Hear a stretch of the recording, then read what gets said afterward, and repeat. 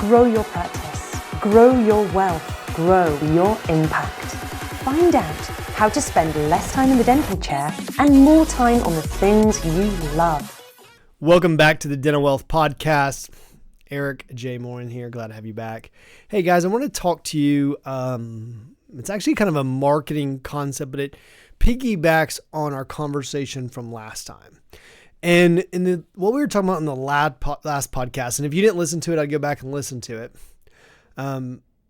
This idea of strategic innovation. And we talked about this idea of having new voices and new questions and new innovations and new perspectives in your business and your personal life.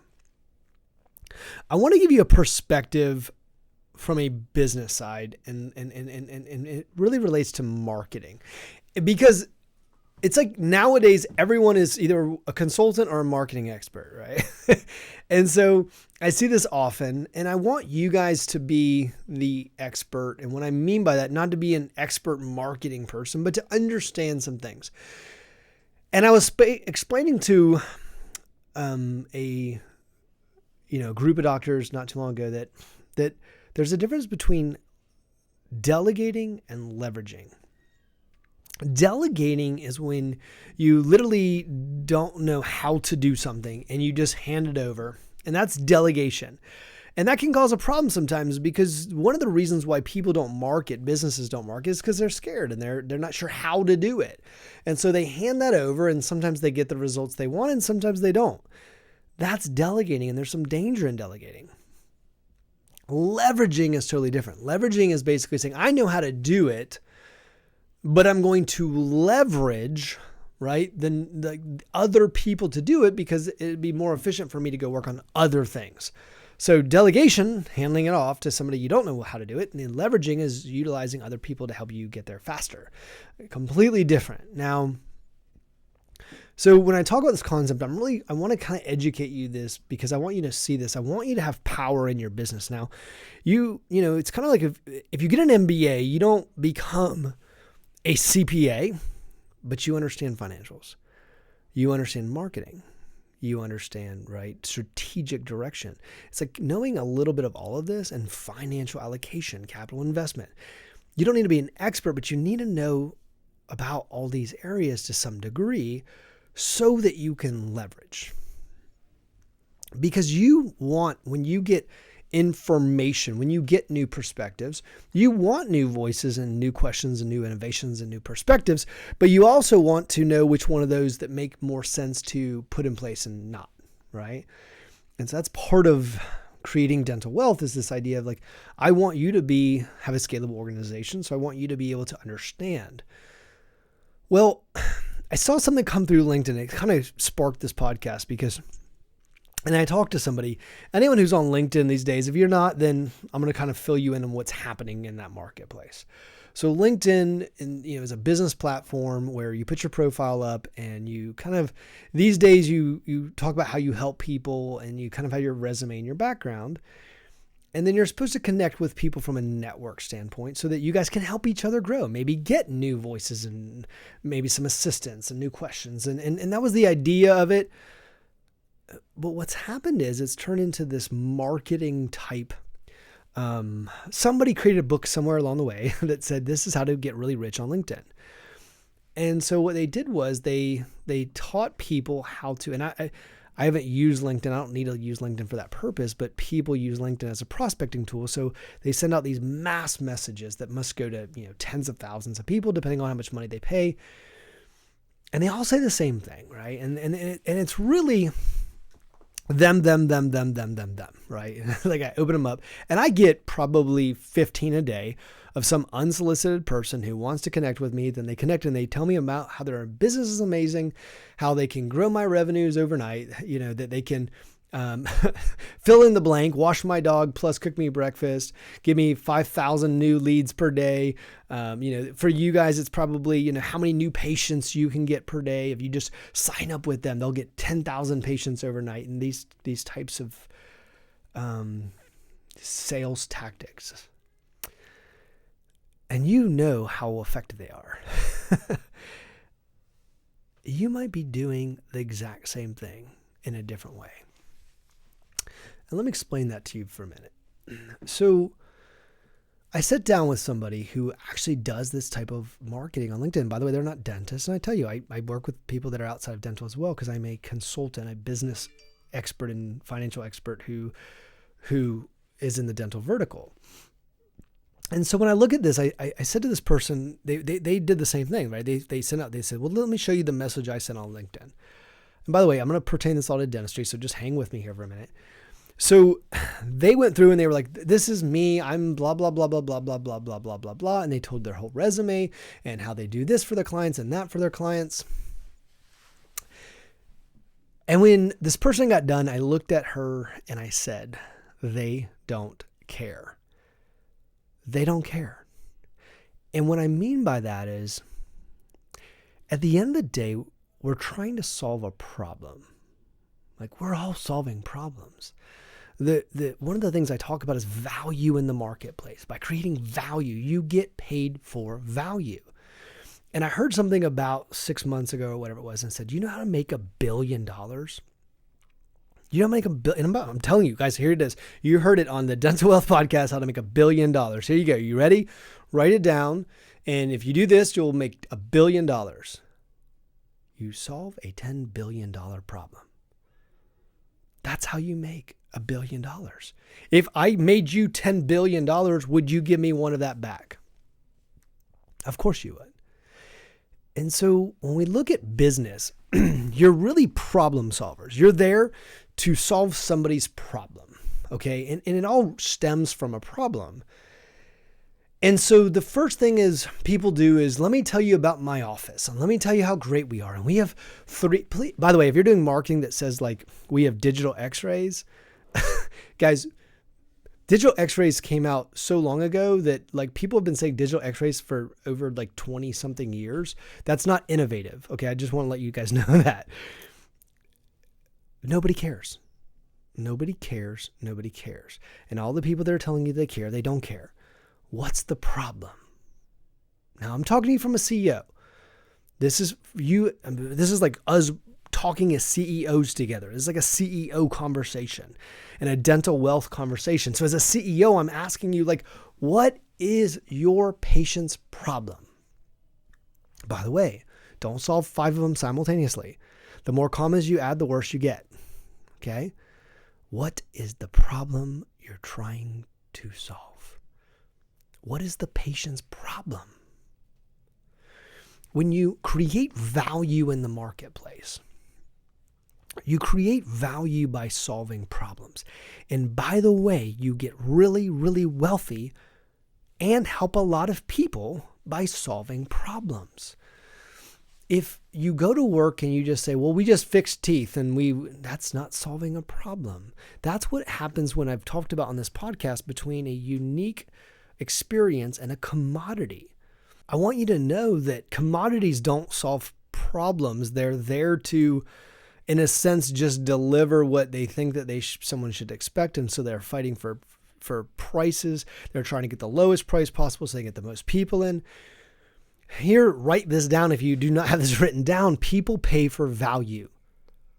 I said to somebody one day, I sat down with this client and I said, if I increase your income this year, your take home after taxes, if I increase it 500 grand, if I like your take home pay goes, and I'll ask you guys listening to this, if I increase your take home pay 500 grand net of my fee, would you pay me $250?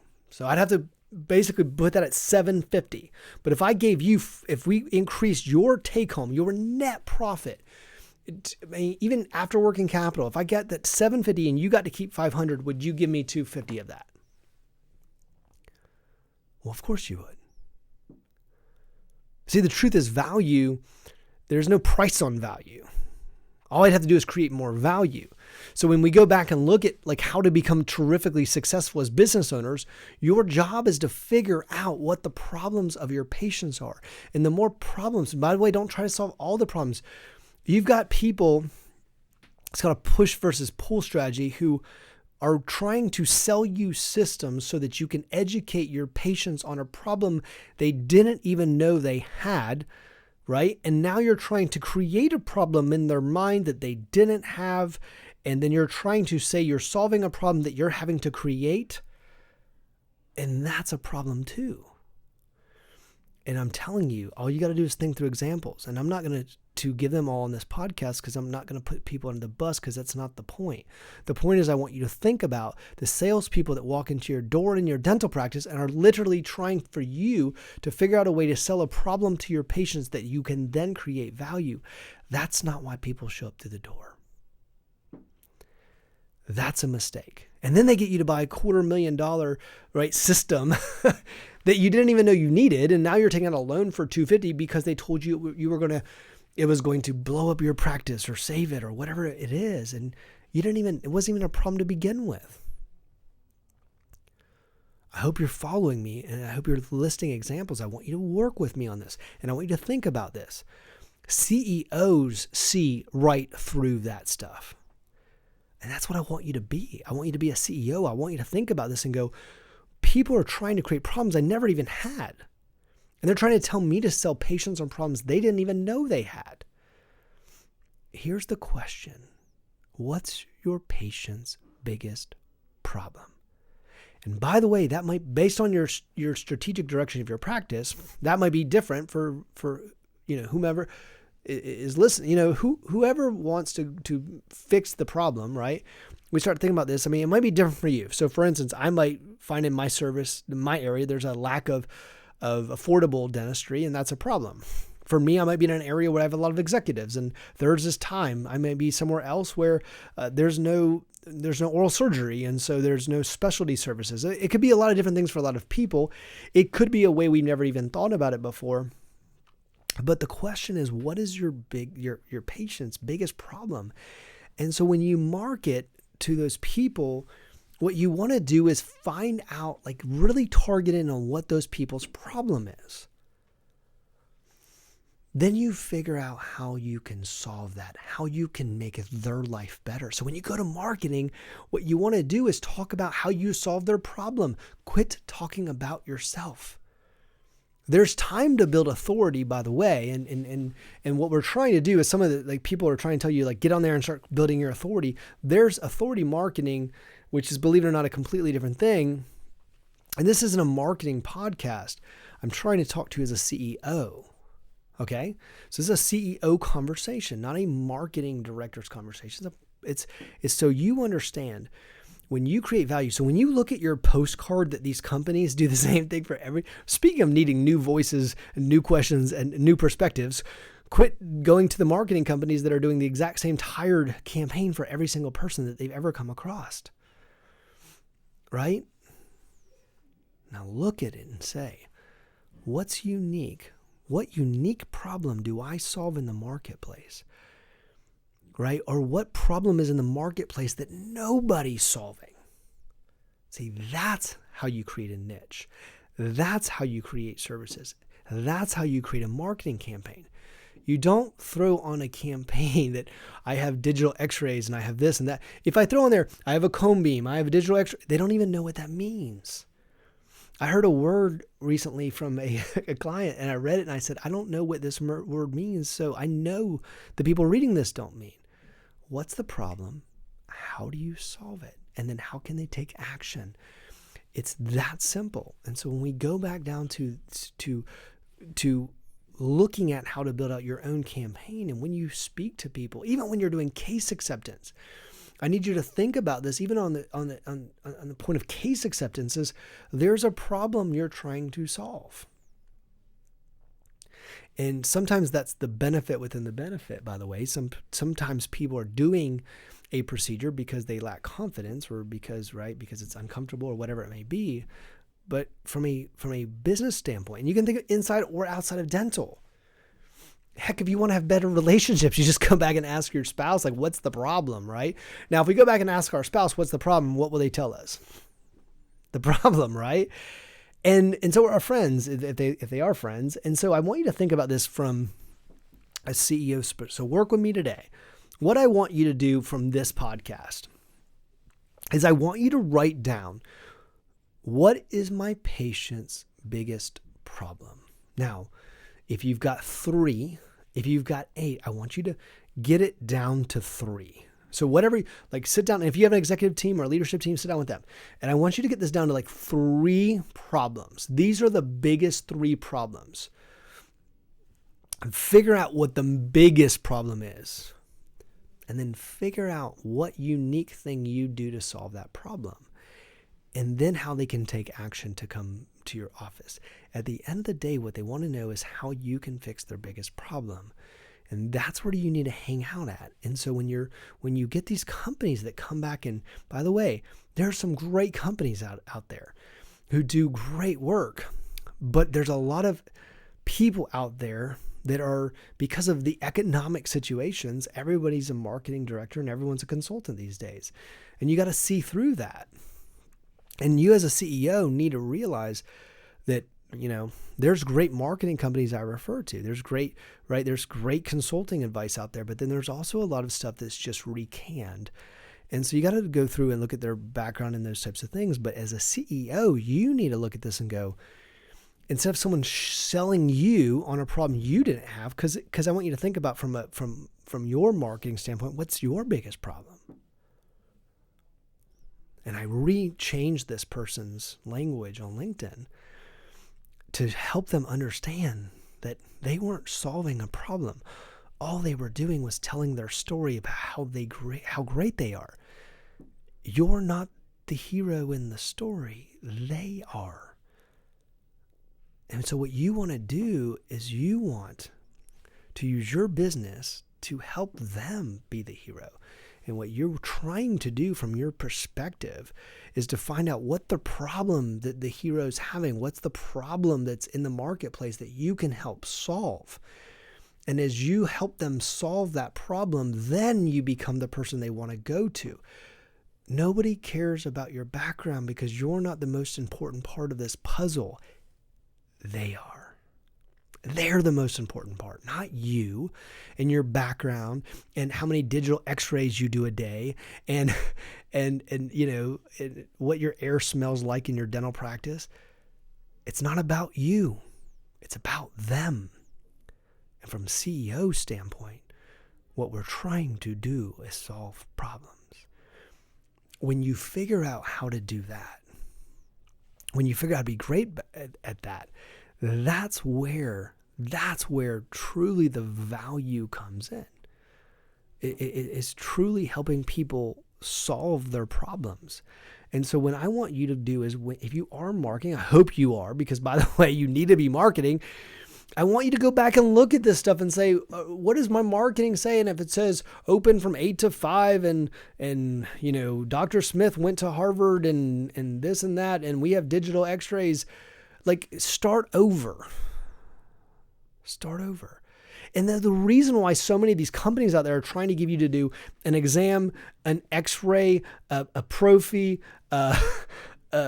cook them breakfast and everything else for $29 is because you're not solving value. You only discount when you don't provide value. When you're trying to go to people who aren't looking for value, they're looking for the cheapest price. Those people are not shopping for the true value.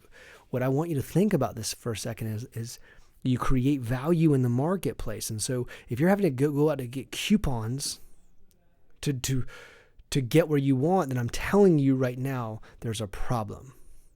There's a problem in your business model, and I'm telling you it's a problem. And you need to go back and you need to analyze this as a CEO and figure out where you create value. And it's not by making your postcard or your Facebook page or your website look like everybody else's. How do you become unique? One of my favorite sayings in business is, don't compete, dominate. Do it different than everybody else. Do it better than everybody else. If you don't know how, reach out for the answers. Be careful, right? Look for those things. So I want you to look at your marketing material and I want you to think about this. What problem am I solving? People's brains are designed to conserve calories. If you confuse me, like within the first 2 lines, how many people, like if you open up an article and it's confusing within the first paragraph, stop reading it? How about within the first 3 lines? How about within the first line? You in this market, in this day, in this age, people's attention spans are so darn short. They're so darn short that they're not going to sit there and read 2 paragraphs on what dental school you went to. You got to go back quick as can be and say, this is the problem. This is how we solve it. Here's how you take action. And if you're not getting to there quick enough, I'm telling you, they're going to move on. Even they say these days that it used to be 4 times your marketing would have to hit somebody, and now it's 16 times. 16 times. So you have to be out there, but then your message has to be clear. That's part of strategic innovation, is looking at your marketing and knowing. And why am I going over this today? Is because I want you to be the CEO. I want you to be able to look at a marketing company. By the way, there are a lot of marketing companies that have no clue what they're doing, no matter what they're telling you. I want you to be able to look at it as a CEO and say, this company does not know what it's doing.